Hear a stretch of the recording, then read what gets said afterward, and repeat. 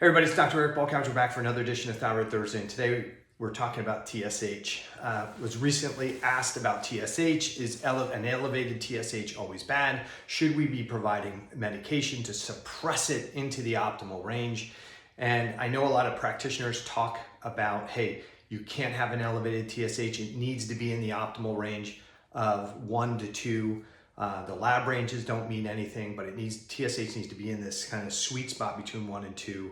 And I was asked about my opinion on that. And I would say for when a clinician is telling you that TSH has to be in between 1 and 2 for it to be optimal, that's not true. I don't think that clinician truly understands thyroid physiology. Lab values, and this is really important. It doesn't matter if it's thyroid physiology or anything else. Lab values are not the problem. Lab values are indications of a problem, and we can't just read them for are they high or low, above or below the lab reference range? Are they high or low above somebody's predetermined optimal range for whatever that means? And if it's not in that range, then we need to force it into that range to say we've optimized the patient. That's all nonsense. And I know a lot of practitioners may be upset about me saying that, but it's not true. And we have to stop saying these things because it confuses you, the client, who's trying to understand their thyroid labs, trying to understand, do I need more medication, not need more medication? So we're gonna talk about TSH. So what does TSH represent? TSH represents a couple things, but it represents the amount of T4 that's potentially getting to the hypothalamus, the amount of T4, T3 that's getting to the pituitary gland, and so as TSH goes up, there's a general idea that there's a need for more T4 or there's a need for more T3 or a combination of those things to be produced by the thyroid gland. If TSH is really low, then we might make an assumption that there's not enough T4 and or T3, or there's too much T4 and or T3 in the system. But there's multiple things that can influence TSH beyond the amount of T4, beyond the amount of T3 in the bloodstream. And so we can't be that simplistic in our understanding that, anytime TSH is out of the range, that often means I need more medication. Okay, that's not how the physiology works. So let's get into the reference ranges, because this is a big concern for a lot of people. What's the lab reference range? The lab reference range is 0.45 to 4.5. It's pretty universal. And this is the reference range where people start to take notice that, hey, in allopathic medicine, that this might be a person who's starting to lose thyroid gland function. But it's not typically the range that it's recommended that we start treating people unless free T4 is actually lab low. But even in that situation, many times it's thought that we should wait until TSH is higher, maybe over 6, maybe even higher than that, before we intervene with thyroid medication. Then there's this range called the optimal range. And this is in functional medicine, you'll hear about the optimal range as if it's this set concrete range, and TSH should never move from that range.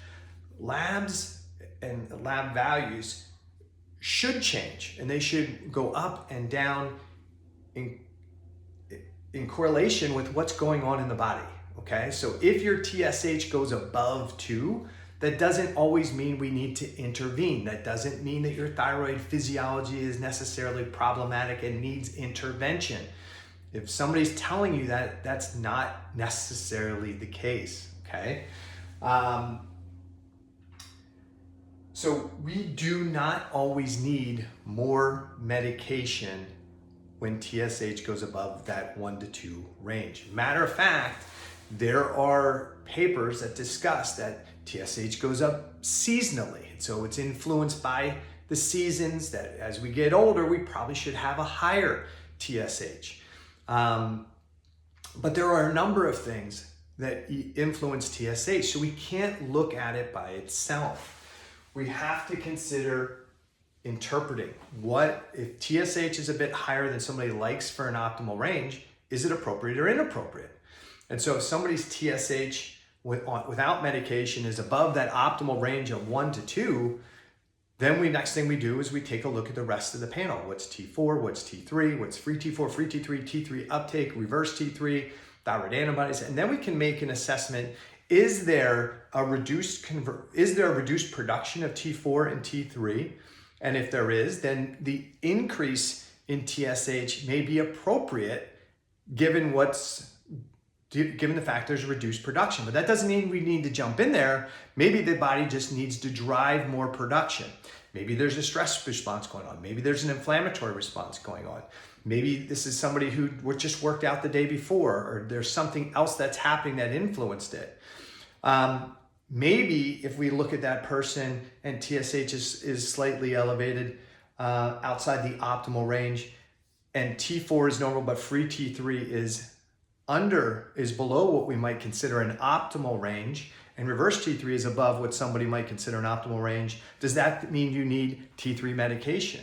Does that mean your body forgot how to do it? No, that may be the adaptive response. The labs tell a story. They aren't what we need to manipulate. They're telling us a story. And that's where a physician should look at that and say, there's reduced conversion of T4 to T3. There's an increased conversion of T4 to reverse T3. Is this an appropriate response given what's going on in this person's physiology? Do they have an inflammatory process? Yes. All right, if they have an inflammatory process, then this is appropriate physiology. It's not broken physiology. So we shouldn't jump in there with T3 and say, hey, this is going to make you feel better and it's going to raise your T3. It might make you feel better and that's the solution. No, we need to be physicians, right? We're not monkeys just doling out stuff. We need to say, hey, this is potentially an appropriate response to some type of stress response. Let's figure out what's driving that. And then if we identify what's driving the stress response, driving the inflammatory response, and driving the reduced conversion of T4 to T3, then the T4 to T3 conversion improves. TSH improves without more medication.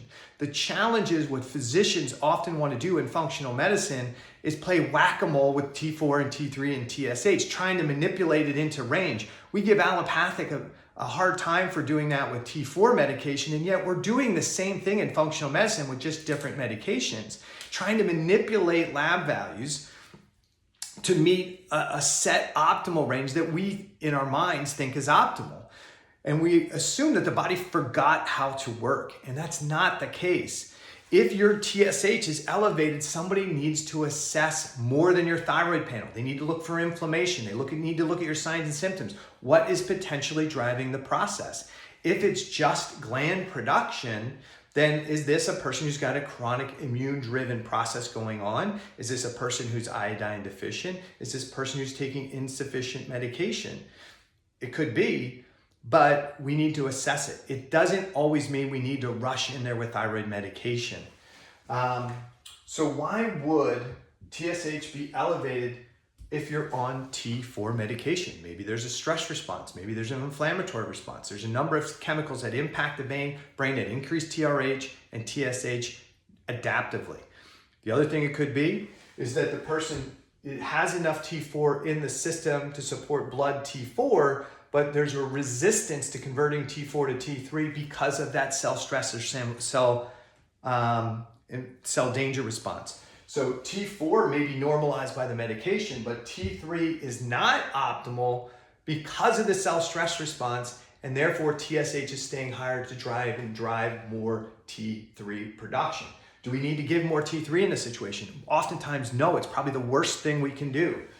Why would it be low when we're on T3 only? Why? Because there's not enough T4 getting to some of the tissues to support the body's needs. So TSH stays high to drive more T4 production. What about when you're on T4 and T3? This is a huge trap. Sometimes people are taking combinations of T4 and T3 and they're taking enough T3 and T4 to suppress TSH, and suppress the pituitary and hypothalamus because there's immune inflammatory process, but then the gland is suppressed and they're not taking the medication, so there's not enough T4 actually in circulation, and therefore oftentimes not enough T3 in circulation to support the rest of the peripheral tissue.